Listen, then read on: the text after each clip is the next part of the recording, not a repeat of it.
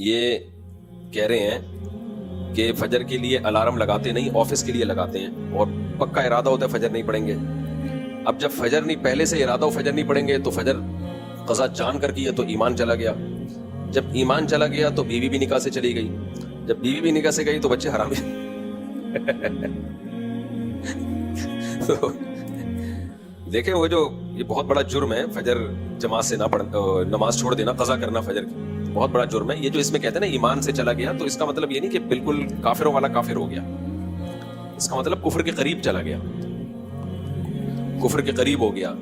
تو اگرچہ امام احمد ابن حنبل رحمہ اللہ تعالیٰ کی تو یہی رائے ہے، اور سعودیہ کے بہت سے علماء جو مفتیان کرام ہیں، جن میں مشہور مفتی شیخ بن باز رحمہ اللہ، ان کی یہی رائے تھی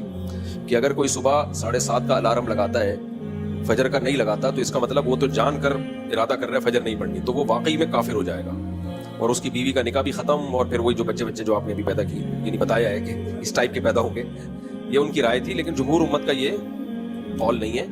جمہور کا یہ ہے کہ جو حدیث میں آتا ہے جو جان کی نماز چھوڑے وہ کافر، کا مطلب کفر کے قریب ہے، یہ تشدیداً کہا جاتا ہے کہ کام کافروں والا کیا اس نے، تو مسلمانوں والا کام کیا نہیں ہے، تو گویا کہ وہ کافر ہے۔ تو اس کا مطلب یہ نہیں کہ وہ ملت سے ہی نکل گیا، ملت اسلامیہ سے، اور پھر جب کافر مرتد ہو گیا تو نکاح ٹوٹ گیا، تو اس لیول کا مرتد نہیں ہوتا، تو اس لیے نکاح نہیں ٹوٹتا اس کا۔ علماء جو کہتے ہیں تشدیداً کہتے ہیں نا، جیسے حدیث میں آتا ہے کہ جس نے جان کی نماز چھوڑ دی وہ کافر، ویسے بھی اگر اس کو مان لیا جائے تو حلال بچیں گے کتنے؟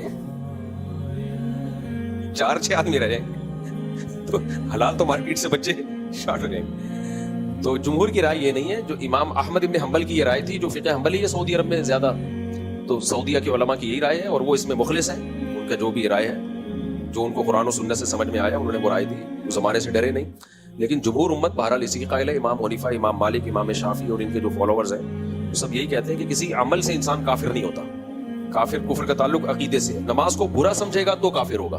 نماز چھوڑنے سے کفر کے قریب جائے گا، کافر والا کام کیا۔ اس کی مثال ایسے ہے جیسے آپ کے پاس 4-6 روپے ہوں تو ہم کہتے ہیں اس کے پاس تو بالکل بھی پیسہ نہیں ہے، حالانکہ پیسہ تو ہوتا ہے، جیب میں 2-4 روپے ہوتے ہیں، لیکن وہ ہونا نہ ہونا برابر ہوتا ہے۔